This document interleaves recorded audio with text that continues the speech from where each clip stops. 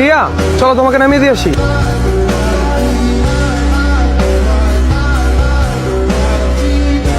রিয়া, তুমি কি বাসার দিকে যাচ্ছ? হ্যাঁ, বাসায় যাও। না, আমি ওদিক দিয়ে যাচ্ছিলাম, তুমি চাইলে আমার সাথে যেতে পারো। নো থ্যাঙ্কস, তুমি যাও।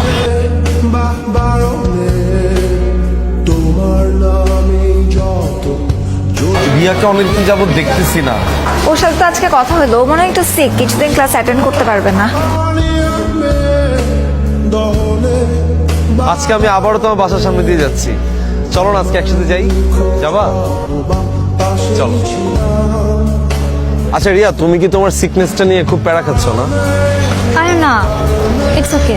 শোনো, তুমি এইটা নিয়ে একদম টেনশন করবে না। আমার আম্মুরও এরকম বেলস পলজি হয়েছিল, আম্মু ডাক্তার দেখাইছে, মেডিসিন নিছে, 2-3 মাস থেরাপি করছে, তারপর অটোমেটিক্যালি ঠিক হয়ে গেছে।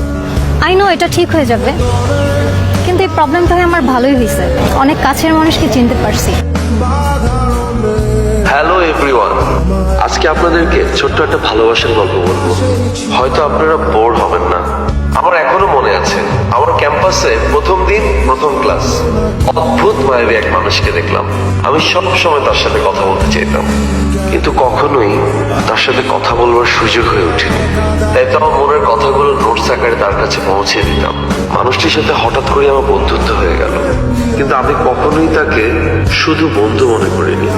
সবসময় তাকে বন্ধুর চেয়ে অনেক বেশি কিছু মনে করেছি। সারাটা জীবন আমি তার পাশে থাকতে চাই। হাঁটতে চাই তার সাথে অফুরন্ত পথ।